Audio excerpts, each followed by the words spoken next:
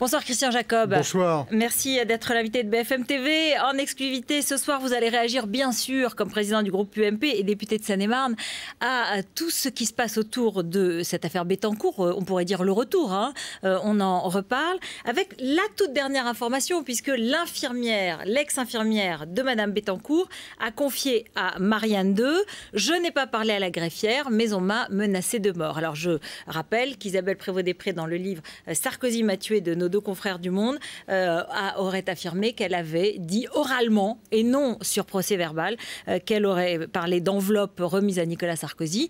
Elle dément ce soir. Bon, toute la journée, le gouvernement s'est ému de cette affaire. Qu'est-ce que vous dites ce soir? Je crois qu'on est dans du n'importe quoi. C'est-à-dire une juge qui recueille une pseudo-information, mais qui n'est pas, dont il n'y a aucune trace sur aucun procès verbal.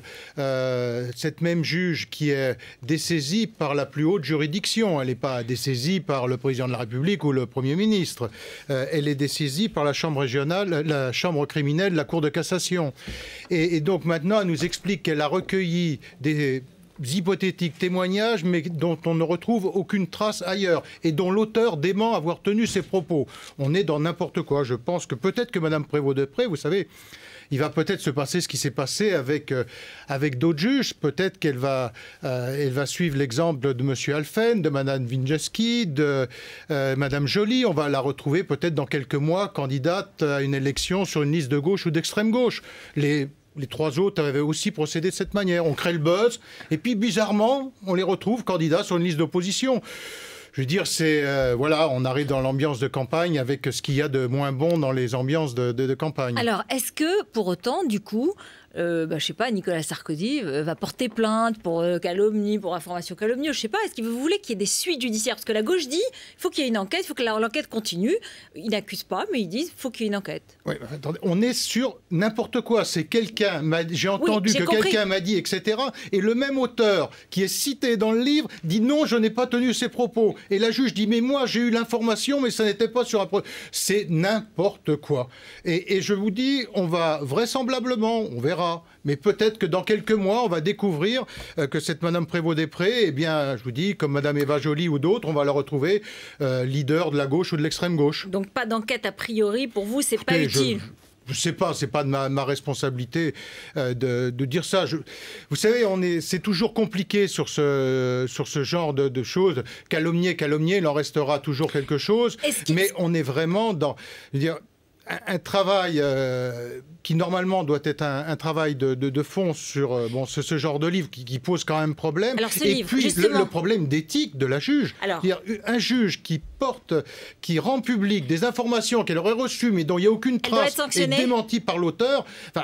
Même juge l'affaire a été dépaysée, donc qui de fait a été dessaisie puisqu'on est passé... Elle doit être sanctionnée pour vous concrètement? Écoutez, moi je reste prudent sur tout cela, simplement je dis que c'est n'importe quoi les témoignages qu'il y a sur ce sujet. Dans ce livre, en fait, il ne parle pas que d'Isabelle Prévôt-Després, et ce livre n'est pas une enquête à proprement parler, il est une sorte de témoignage. De calomnie à charge sur ce point. Oui, il y a 27 personnes qui se disent et qui confient leur malheur d'avoir été visés par Nicolas Sarkozy, d'avoir été sur le chemin de Nicolas Sarkozy. Et dans ce livre, ils disent qu'il y a des hommes et des femmes cassés par Nicolas Sarkozy. Même le banquier Daniel Bouton, c'est quand même pas un gauchiste. Et il y a aussi cité Julien Drey, Aurélie Filippetti, mais aussi Renaud Van Ruymbeck, Yves Bertrand, Valérie Domin, enfin une série de personnalités.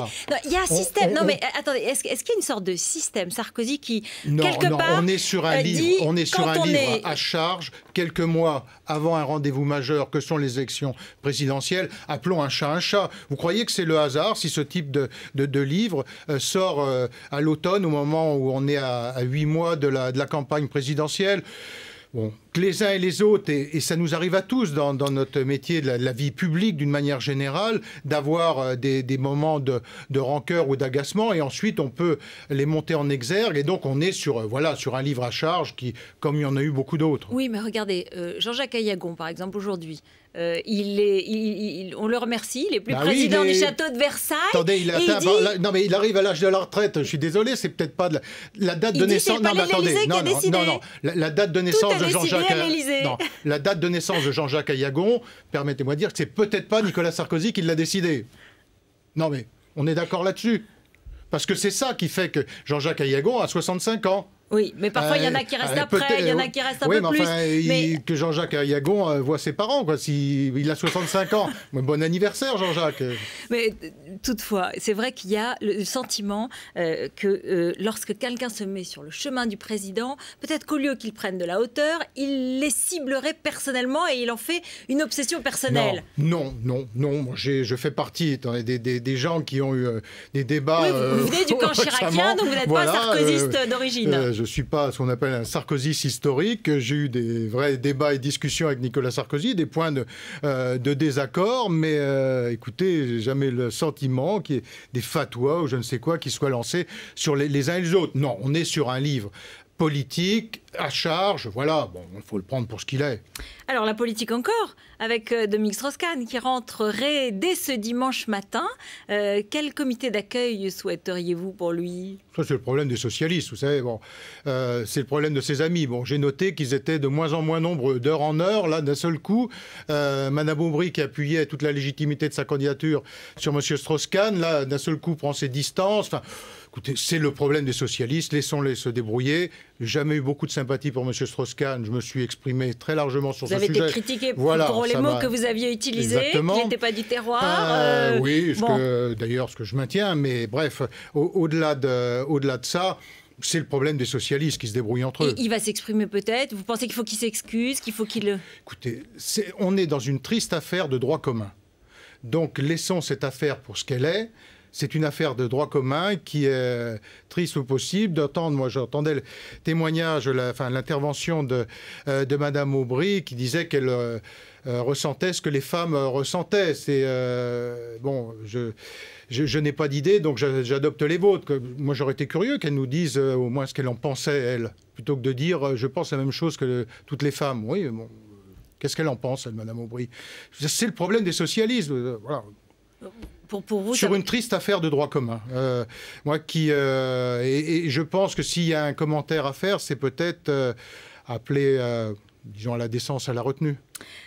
La rigueur, c'est le thème de la rentrée. François Fillon a présenté son plan.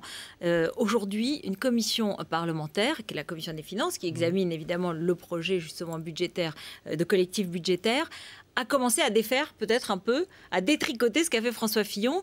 La TVA sur les parcs à thème, qui devait passer de 5,5 à 19,6, a été annulée. Alors, moi, ça me frappe, c'est que vous êtes un élu de Seine-et-Marne, Jean-François Copé aussi, sont deux élus de Seine-et-Marne où il y a Disneyland. Oui. Est-ce que c'est votre lobbying qui a obtenu ce résultat ? Alors, je précise, Jean-Pierre Raffarin était contre, il a le Futuroscope, Philippe de Villiers était contre, il a le Puy du Fou. Et l'unanimité des députés UMP et Nouveau Centre de la Commission des Finances. Bon.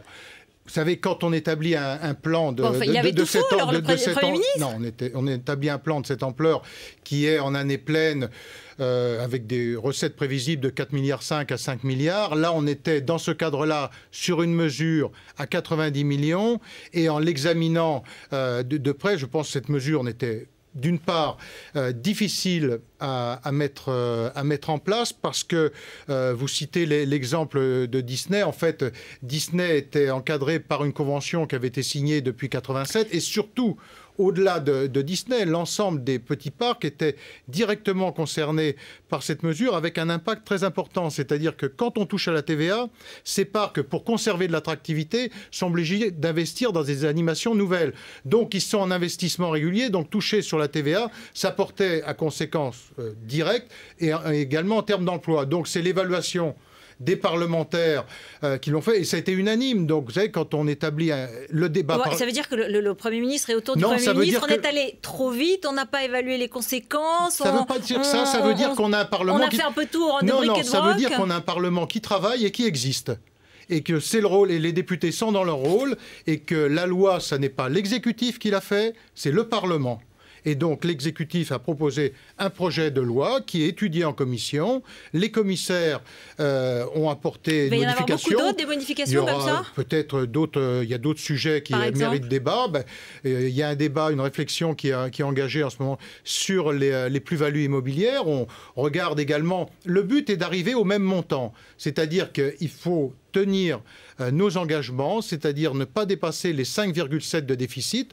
Or, par rapport à notre budget prévisionnel, on a une baisse de croissance, on a révisé... Non, mais donc vous allez peut-être modifier aussi la mesure sur les plus-values immobilières. Ça fait partie des discussions, mais je ne sais pas si on va la modifier. En tout cas, on travaille dessus et les députés de la Commission des finances travaillent dessus.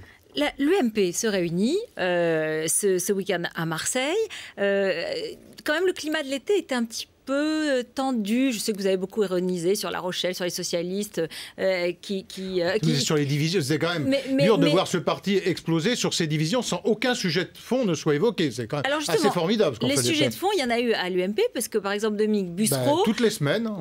Dominique Bussereau, qui était un ancien ministre, il était ministre jusqu'à il y a peu de temps. Pendant 9 ans. Et il a quand même accusé Jean-François Copé d'être trop droitier et juste... Libéral.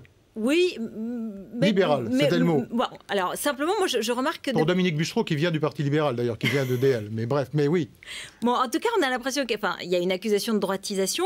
Et jusqu'à encore ce matin, Jean-François Copé soutient l'appel de 80 députés UMP qui demandent qu'on supprime, qu'on retire les manuels de sciences et vie de la Terre qui font état de la théorie du genre. Bon, on ne va pas rentrer dans la discussion là-dessus, mais tout de même, soutenir les 80 membres de la droite populaire, c'est ça l'axe de Jean-François Copé, c'est ça l'UMP d'aujourd'hui ? Alors, deux choses, tout d'abord. D'abord, sur le fond, moi je partage totalement le point de vue de Jean-François Copé. C'est-à-dire qu'on n'érige pas une idéologie en une réalité scientifique. Qu'il y ait un débat sur la théorie du genre en philo, pourquoi pas, mais pas dans le domaine... de la Terre. Non, bien évidemment que non. Donc je soutiens complètement cette position. Deuxième élément, ça n'est pas un collectif de la droite populaire. Vous avez dedans des députés du Nouveau Centre, vous avez beaucoup de députés centristes qui sont dedans. Et je suis sûr que beaucoup de députés de gauche sont d'accord avec nous. C'est-à-dire qu'on ne va pas considérer comme une réalité scientifique ce qui est une idéologie. C'est-à-dire de dire que le marxisme, qui est une idéologie dans un autre domaine, deviendrait une réalité scientifique. Ça n'a aucun sens. Aucun sens. Et c'est la raison pour laquelle moi j'ai proposé ce matin que l'on mette en place une mission d'information parlementaire avec des députés de tous les groupes politiques et que l'on regarde effectivement comment la commission des programmes a travaillé parce que je pense que là on est sur un dérapage et quelque chose qui n'est à la fois pas de la responsabilité du tout du ministre, puisque c'est la commission des programmes. Mais donc les députés veulent revoir les programmes des lycéens. Non. Vous voulez les examiner en tout cas. Non, ce que je veux, c'est qu'il y ait une mission d'information sur le fonctionnement de la commission des programmes. Jacques Chirac doit-il être jugé? C'est la semaine prochaine. Vous êtes proche de lui, vous l'avez vu récemment. Comment se prépare-t-il? Je ne l'ai pas revu récemment, je l'ai vu avant les vacances. Jacques Chirac a toujours dit qu'il assumerait ses responsabilités. Et il est sur cette ligne-là. Maintenant, si vous m'interrogez à titre personnel, et ça n'est pas le point de vue de Jacques Chirac, je pense que 20 ans après... alors qu'il n'y a plus de plaignants, puisque la mairie de Paris a retiré sa plainte, je ne suis pas sûr que tout ça ait encore beaucoup de sens. Mais ça n'est pas la position de Jacques Chirac, qui lui a toujours souhaité répondre s'il était convoqué. Dernière question, ça va se passer à Marseille. Vous allez nous faire la photo de La Rochelle, mais sur le port de Marseille ? Elle sera déjà sur front d'unité, ce qui est quand même la vraie différence, et avec un vrai... C'est juste un autre... C'est la Méditerranée et c'était... Non, mais avec un vrai projet de fond. Ce qui est quand même différent, puisque depuis maintenant plus de 6 mois, pratiquement chaque semaine, Jean-François Copé et toute l'équipe de l'UMP organisent convention après convention sur différents sujets pour établir un vrai socle de programme. Et on se retrouve avec des socialistes où c'est le bal des échos, où c'est des égaux, où c'est les divisions, les attaques à dominem. La prochaine fois, c'est promis, on parlera des débats entre Christian Estrosi et Jean-François Copé, entre Jean-François Copé et François Fillon. Vous avez vu aujourd'hui, vous avez vu que... Christian Estrosi était ravi d'avoir déjeuné avec Jean-François Copé. On constatait qu'il y avait peu de choses qui les séparaient sur le fond. Tout le monde il est beau, tout le monde il est gentil à l'UMP. Mais non, mais on a un projet. et on ne ressort pas les vieilles recettes des emplois jeunes, des 200 €, des primes de 200 € pour partir en vacances. On est sur l'emploi, sur l'éducation, sur la laïcité, sur la sécurité. Et nous, on sera à Marseille aussi, avec Olivier Mazerolle et toute l'équipe du service politique. Merci beaucoup, Christian Jacob. Restez avec nous, évidemment, dans un instant, le journal de Jean-Rémy Baudot. Et puis, on revient sur cette affaire Bettencourt, par la voix de ce livre, Sarko m'a tué. Plusieurs invités. Mathieu Bonduel du syndicat de la magistrature, Antoine Gillot, l'avocat de Claire